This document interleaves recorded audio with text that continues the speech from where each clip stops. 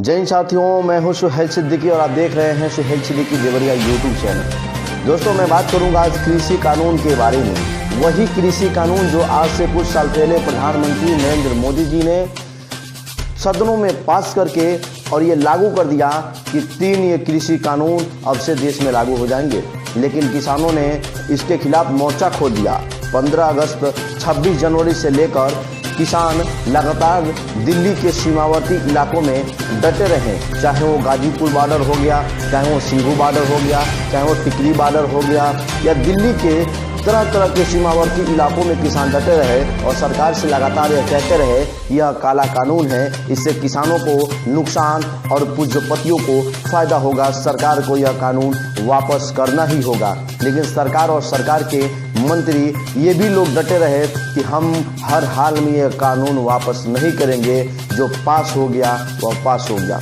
दोस्तों, इसके साथ बहुत सारे देश के बड़े बड़े सेलिब्रिटीज़ जिनको हम काफ़ी रुतबा दिए हैं, हम नाम दिए हैं, हम इज्जत और शोहरत दिए हैं, हमारी वजह से आज वह इतने बड़े बड़े महलों में, हमारी वजह से आज इनका इतना ऊंचा ऊंचा नाम और मुकाम है। वह लोग भी किसानों को कटाक्ष किया करते थे, वह लोग भी किसानों को खालिस्तानी बोला करते थे, वह लोग भी किसानों को उग्रवादी बोला करते थे, वह लोग भी किसानों को जिहादी गैंग का किसान बोला करते थे। मैं बात कर रहा हूं अक्षय कुमार का, जिनका बहुत बड़ा नाम है। मैं बात कर रहा हूं कंगना रनौत का, जिनका बहुत बड़ा नाम है। मैं बात कर रहा हूं अजय देवगन की, जिनका बहुत बड़ा नाम है। मैं बात कर रहा हूं अमिताभ बच्चन जी का। मैं बात कर रहा हूं अनुपम खेर जी का। ये लोग किसानों के ऊपर लगातार हमला किए। ये नकली किसान हैं, ऐसे देश के किसान नहीं हो सकते। मैं पूछना चाहता हूं अनुपम खेर जी, मैं पूछना चाहता हूं अजय देवगन जी, मैं पूछना चाहता हूं कंगना रनौत जी, मैं पूछना चाहता हूं महानायक अमिताभ जी कि जब ये नकली किसान हैं तो सरकार को झुकना क्यों पड़ा?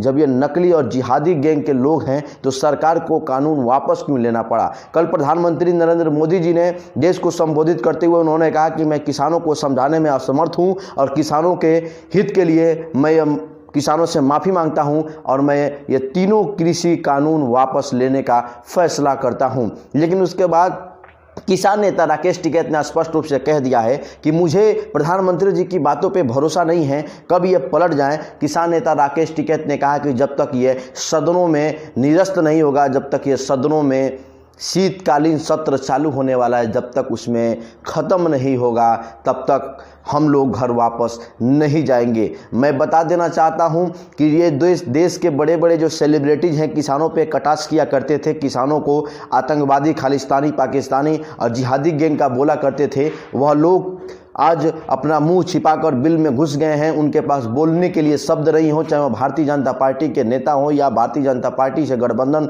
किए हुए जो भी नेता हैं, वो आज बिल में छुप कर बैठ गए हैं इस कृषि कानून के ऊपर बोलने के लिए। उनके पास कोई शब्द नहीं है, क्योंकि ये लोग किसानों के ऊपर कटाक्ष किया करते थे, किसानों के ऊपर हमला बोला करते थे। लेकिन आज सरकार ने जब यह कानून वापस ले लिया तो ये बिल में घुस गए हैं। और सबसे बड़ी बात तो कंगना रनौत की है। कंगना रनौत ने कहा कि अब से 2-4 दिन पहले कंगना रनौत का ये एक घटिया सा बयानबाजी उन्होंने किया और उन्होंने कहा, कंगना ने, कि यह देश 2014 में आज़ाद हुआ था। मैं पूछना चाहता हूं सरकार से कि क्या कंगना के खिलाफ कोई एक्शन लेगी सरकार कि नहीं लेगी? इससे हमारे बच्चों पे, हमारे नौनिहालों पे, हमारे भविष्य के जो बच्चे हैं उन पे बुरा असर पड़ेगा। कंगना ने स्पष्ट रूप से कहा कि देश 2014 में आज़ाद हुआ। उन्होंने कहा कि 1947 में कौन सी लड़ाई लड़ी? मैं बता देना चाहता हूं कंगना रनौत, 1947 में कोई लड़ाई नहीं हुई थी, लेकिन 1947 को हमारा देश लड़ाई करते करते 1947 को आज़ाद हुआ था। आप ये इतिहास को जान लें, फिर आप कोई भी बयानबाजी देश के ऊपर करें।